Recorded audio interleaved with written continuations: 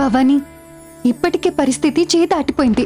ఇంకా నువ్వు బాధపడుతూ కూర్చుంటే నీ జీవితాన్ని నువ్వే నాశనం చేసుకున్న దానివవుతావు. అక్క, ఇప్పుడు నేనే నిర్ణయం తీసుకున్నా అది అమ్మా నాన్నల జీవితం మీద ప్రభావం చూపిస్తుంది. పరువు పోయిందంటే నాన్నగారు ఎలాంటి నిర్ణయం తీసుకుంటారో నీకు తెలుసు కదా.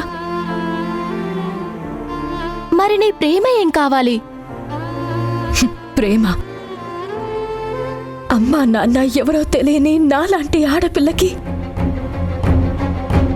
ఈ మాత్రం జీవితం దొరకడమే అదృష్టం గీత. ఇక రాహుల్ బాబు లాంటి గొప్ప వ్యక్తి ప్రేమ దక్కాలని ఆశించడం తప్పే అవుతుంది.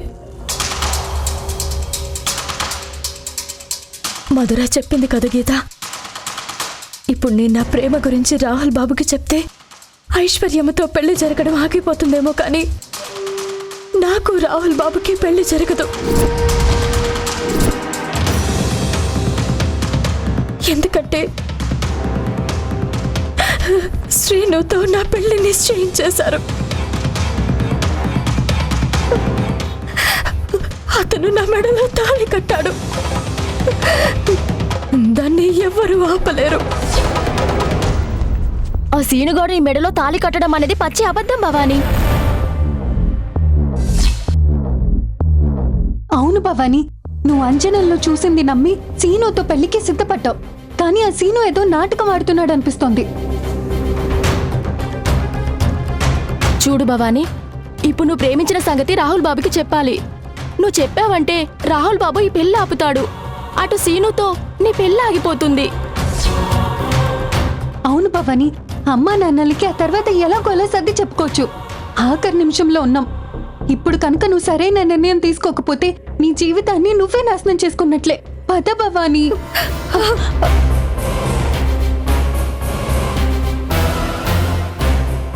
అక్క, నేను ఏది నిర్ణయించుకోలేని స్థితిలో ఉన్నాను. భారమంతా ఆ అమ్మోరి మీద వేశాను. ఏం చేసినా అంతా ఆవిడదే భారం. నా మాట విని పదవే.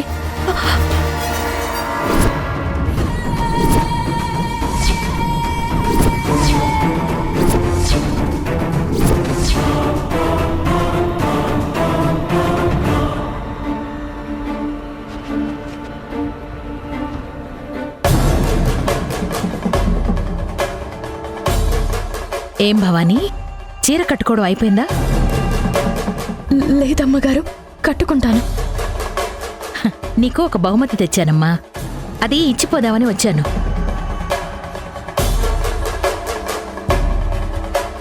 అరే, ఇక్కడ కుంకుమ లేదా? కావేరి, వెళ్ళి కుంకుమ తీసుకురా. అలాగేనండి.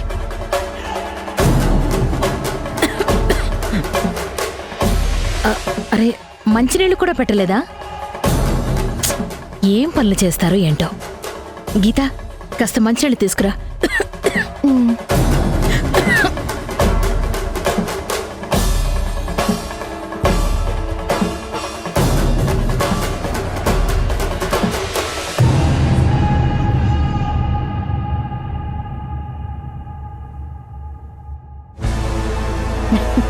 ఇది నీకోసమే తెప్పించాను. ఇది నీ మెళ్ళో ఎలా ఉంటుందో చూద్దాం ఉండు.